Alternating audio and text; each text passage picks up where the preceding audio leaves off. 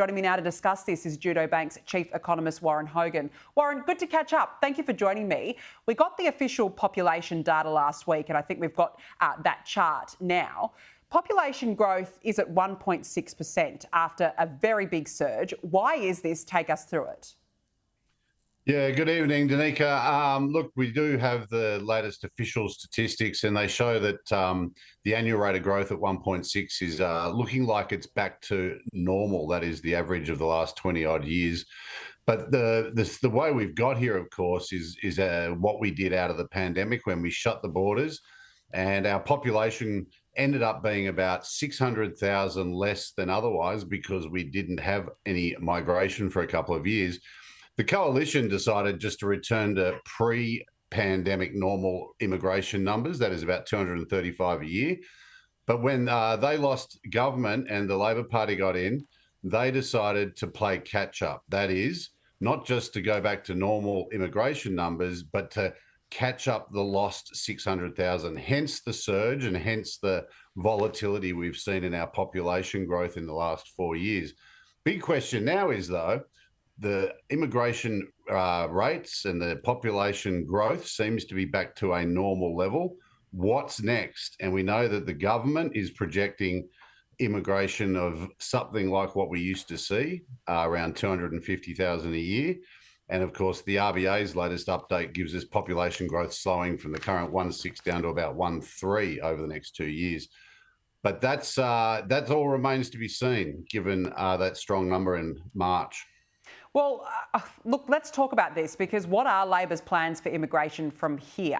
Is this a new normal? You said it's at 1.6%. What are their current projections? We've got immigration, which over the past year was up around 315,000, expected to come down a little bit, but the growth rate is going to slow. And the overall population growth is going to start to come down towards about 1.3%. So this idea that we've got through this period of catch-up is over, and now we should expect to see more moderate immigration numbers and population growth over the next few years. The problem is the March quarter numbers, they actually, despite the annual rate continuing to fall, they were actually quite high and they were quite strong. And they're pointing to a pickup in population growth and immigration numbers over the course of this year. So this really raises the question about how much control does our government actually have on immigration numbers as opposed to the kind of immigration programs and the different visa types that we have out there. Well, what would be the answer to that? Does Labor actually control the numbers? Because it has picked up again, as I mentioned in my introduction, in the March quarter, 110,000 people. Yeah, well, I think the system is really, and I think the Treasurer a few years ago said this is a demand-driven system. So the answer is no. They don't actually control numbers. They don't have targets via each program as such. And of course, Australia, it is pretty clear from that chart, is an attractive place to come to.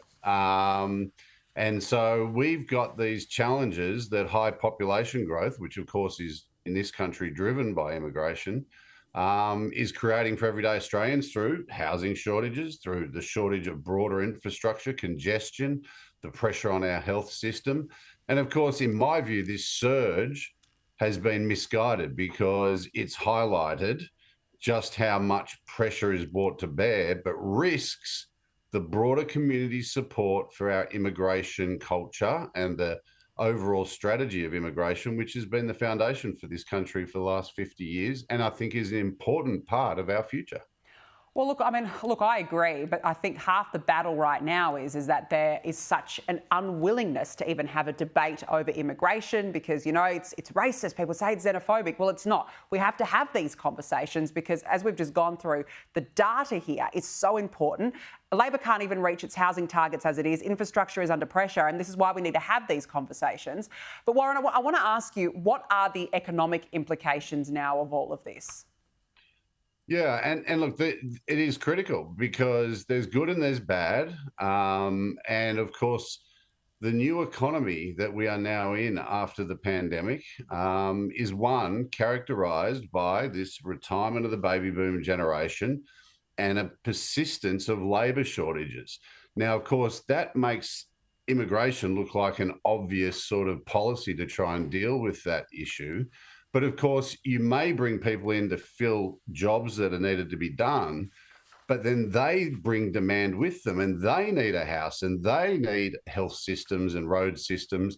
And of course, that doesn't fix the problem in the domestic economy. So we are going to see, I think, increasing economic pressure because we're in a capacity constrained economy. That is, we don't have enough infrastructure, we don't have enough hospitals, we don't have enough houses, that it turns into a social and then political problem because it affects the well-being and the lives of everyday Australians. So my advice is we really need a period of sub-trend or lower immigration to give our economy a chance to catch up with these population numbers, because it sounds good that we caught up the population we lost in the pandemic, but did we keep up with the infrastructure? And I'd say the answer to that is probably not, particularly in relation to housing.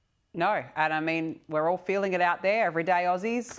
Everyone knows it's getting tighter and harder out there. Warren Hogan, thank you very much for joining me on the show this evening. Really appreciate it.